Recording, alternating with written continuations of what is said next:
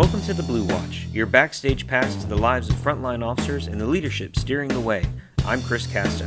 Together we'll navigate the challenges, hear the frontline stories, and leadership insights from those behind the badge. Today we're sitting down with former Austin Police Assistant Chief Todd Smith.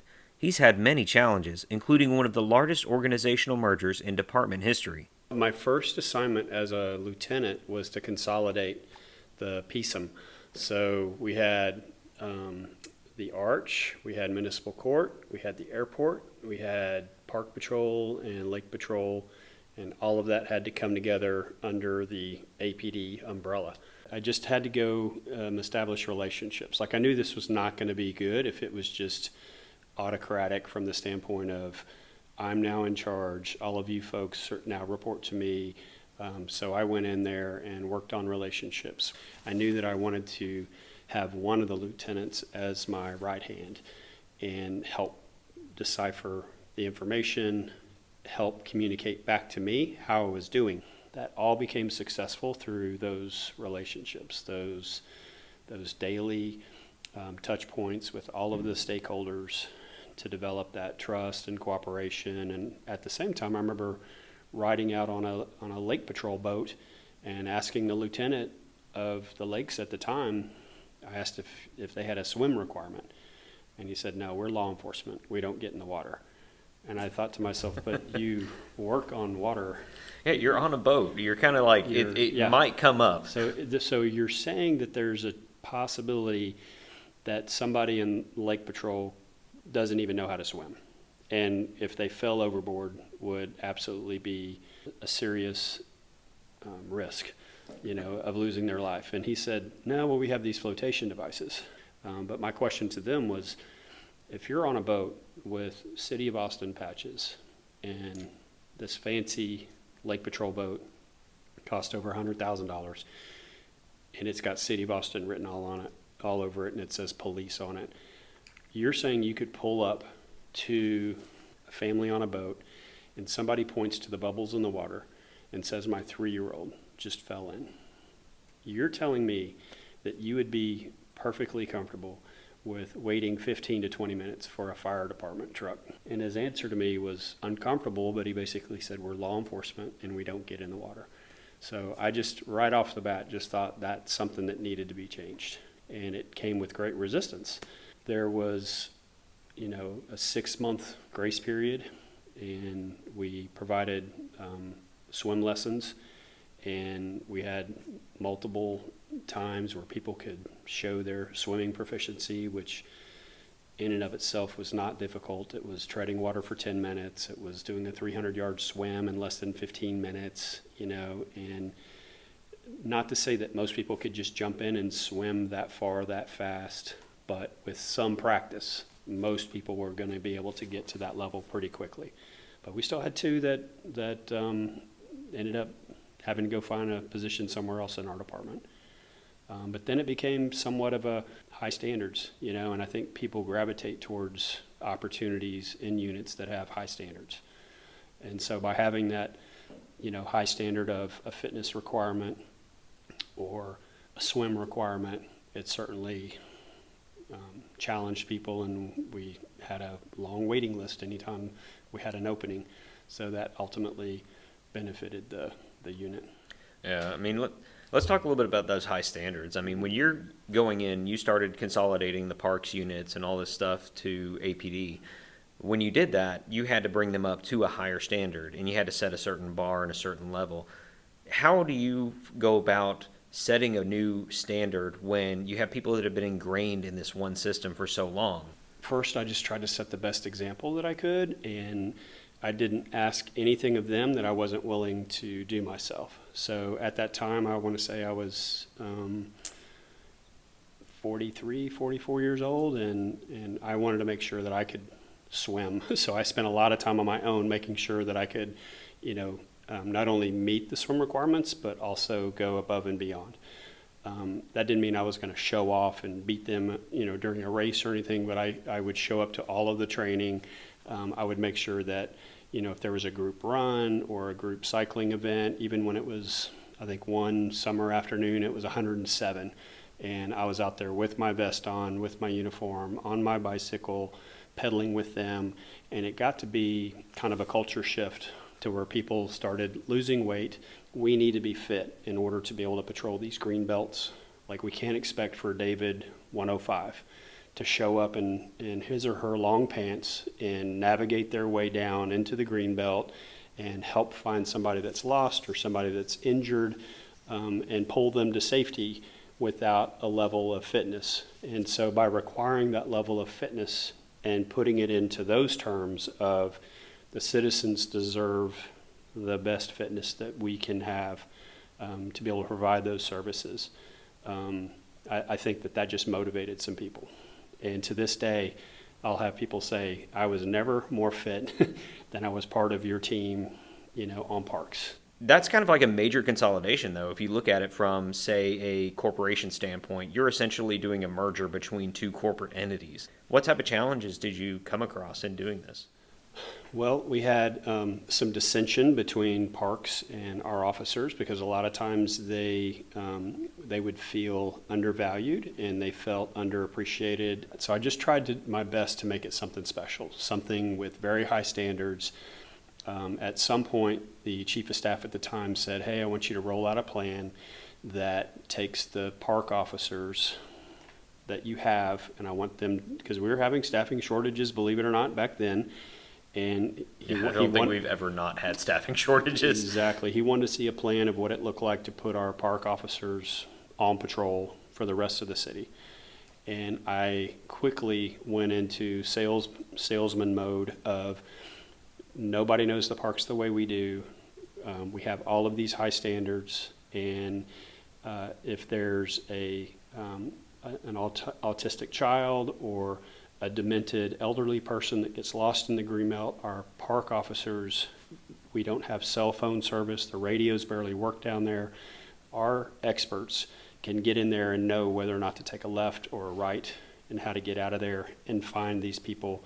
And when I said that, he quickly changed into, well, let's create something special.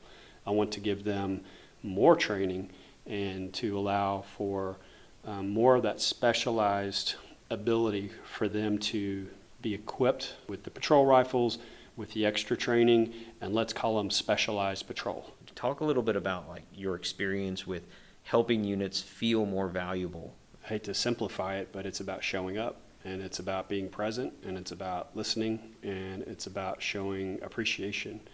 And when I talk to officers and they can't tell me who their lieutenant or commander is, or they don't really see them ever, or certain nicknames come up about their absence, that bothers me, because I think it's incumbent upon them to get dressed, put their uniform on, and show up to substations and show appreciation. There's no better way to value an employee than to show up and know their name.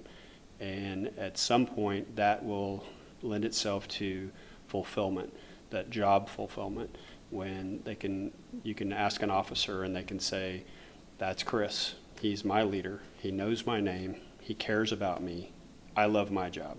Like, you're not going to get to I love my job until some of those other things come first. Like, we have a limit, we can't know thousands of names, but at the same time, you can certainly know everyone that reports to you. And you can certainly value them to the point to where they then scale that downward. So if you're a lieutenant, you absolutely can have a deep, meaningful relationship with every sergeant that reports to you. That being said, the expectation is for them to have those relationships with everybody that reports to them. I'll never forget one time when I was going to appreciate an officer, and I reached out. This is when I was an assistant chief. I reached out to the sergeant on the shift, and I said, I really want to take this officer out to dinner, but I just have the last name. Can you give me their first name? And this sergeant literally said, this is one of the best officers on the shift. The sergeant actually said, I don't know his first name. I just call him by his last name. And I thought, that's terrible. If you don't know his first name, what else do you not know? Like, that officer is never going to feel valued. And I've had people say that all the time. Well, I come from a sports background, so we just call each other by last names. I'm like, well, that's fine, but you should still know their first name. And that goes back to the golden rule, which says treat others as you would want to be treated. But the problem is there's people that are fine being treated poorly. So why don't we elevate that? Let's call it the platinum rule. And how about you treat others how they want to be treated? So if somebody's cool with you calling them by their last name, if they introduce themselves to others by their last name, it's okay to call them by their last name. But if you hear them introduce themselves to bystanders and other people as Chris, probably a good idea for you to call them Chris, because that's how they would like to be treated. So I am always very mindful of that. And I think there's no better way to show somebody's value and for them to feel valuable than for you to know their name, for you to ask questions.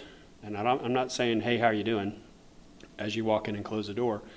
Simon Sinek mentions a general who gauges good leaders by those that ask how people are doing and actually stop and listen for the answer.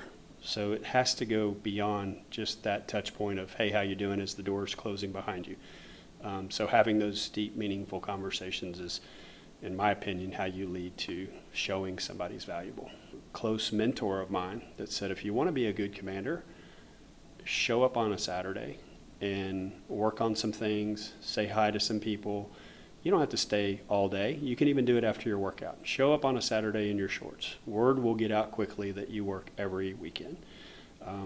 After you get your family squared away with Thanksgiving, which is usually a late lunch for many people, after everything's taken care of, like, suit up and go in and appreciate the officers that are working Thanksgiving night or Christmas Eve, or whatever. Word will quickly spread that you work every holiday. And those little things go a long way. And I don't think many leaders understand how little it takes. Like how much mediocrity we have in leadership as a whole. People just think that once they promote, then they're able to just handle their email, they're able to answer the phone and go to a few meetings, and somehow they're learning and growing in their leadership journey. And I can tell you, they're no better after 5 or 10 years than they are after 6 months, because they're not doing anything to grow. When you become a supervisor, it is your moral obligation to make this place better than before you promoted. I think it's your moral obligation after you have 10, 15, 20 years down here for you to coach, for you to mentor, for you to teach others. That's something that I've always thought about, and something I've even reflected on more since I've retired, because now I can't be that. Like, I don't have a shift that I'm responsible for. I don't have a bureau that I'm responsible for. So I have a lot of regret. Like, I should have done this more. I should have been more present. I should have gathered my leadership cadre around on a weekly basis, and we should have talked about leadership. We should have recommended books to each other to grow from. We should have recommended classes. We should have been putting in more training requests to go to different leadership classes, because that's how you grow. You're not growing in your leadership journey by simply being a placeholder at your rank, at your desk. As far as you continuing your leadership journey, you're doing something kind of interesting, which is the 100 books. Tell me a little bit about that. Yeah, so I've dedicated myself to reading 100 of the best leadership books. So if anybody's out there has a favorite book, please make sure you get it in my queue. I look at it as like drops of gold, and I'm trying to get the drops of gold out of each book, and then have that in my notes and highlights that I read for anywhere between 45 minutes and a little over an hour on each book. And so far I've got 3 episodes. My last book was It's Your Ship and It's Our Ship. I actually read 2 books by the same guy, Michael Abershoff, and then I'm reading Dare to Lead right now by Brene Brown. And so my goal is to do 100 podcasts on 100 different books. And at some point, I would love to be able to put my own guidebook together. If I could take the top 1% of 100 books, that would give me 100% of an amazing book that brings it all together. Hopefully, I can help you in your leadership journey, try to figure out the qualities of these amazing leaders to be able to apply. And it's no different than History's Greatest Entrepreneurs. I'm reading those books also. There's some really fascinating stories and lessons to be learned from people starting businesses from scratch and having to get buy-in from employees. So finding lots of leadership lessons in those books as well. So that's my goal, is to read 100 books and put out 100 podcasts and then create some sort of a guidebook or a reference manual to where you've got the best of each one of those books that you can carry around with you. What was the kind of guiding principle of the servant leadership? Because you kind of talked about it a little bit earlier. So I was originally asked by the academy to teach a class that had just been, like the person that was teaching it had just left, and they were an assistant chief. And it was a class on leadership, and I said, well, send me the PowerPoint. I've never taught a class on leadership before, but I'm happy to take a look at it. So I opened up the PowerPoint, and the first slide and the title of the class was Proactive Police Supervision. And of course, that sounds terrible. Yeah, as soon as I looked at that, I sorry. Yeah, as soon as I looked at that, I couldn't help but translate that into extreme micromanagement. I looked at the first slide, and it showed a freshly plowed field, so you could just see the soil out there. The title of that slide was People Are Like Dirt. The next slide showed these young sprouts coming up, like let's say a cornfield or something like that, and said, they need to be nurtured, they need to be fertilized, they need to be this. I was like, I get that, but I can't lead my class with the saying people are like dirt. People are like dirt, and you need to fertilize them, so crap on them, and then they'll grow, right? Yeah, just feed them. That sounds amazing. Feed them some BS, and they'll grow. So I said, can I have creative, freedom with this and creative liberties? And they said, yeah, absolutely, just however you want to do it. For 6 months, I became a leadership studying machine, trying to figure out what is my style. I've never called my style anything.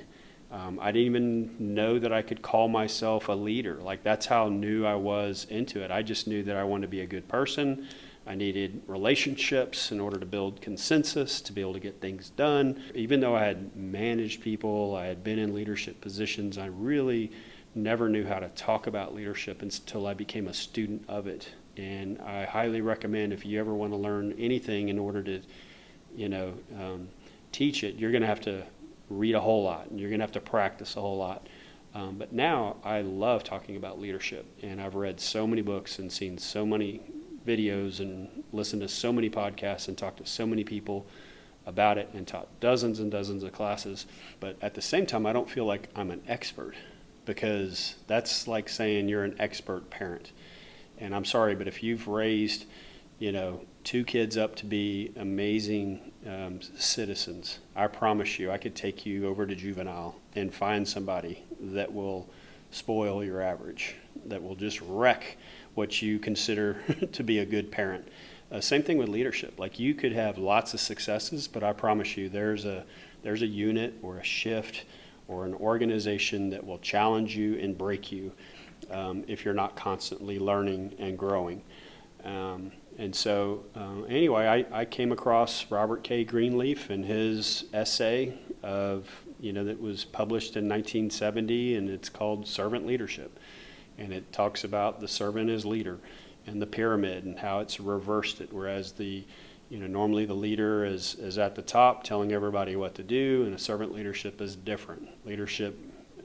Servant leader asks for help and empowers those at the bottom to help make those decisions. And it's through relationships and building that trust and cooperation. If you can look at Chief Henderson and you get to know her, I think most officers know her better than any other chief we've ever had. So what do you see her doing? You see her being present. You see her working tirelessly.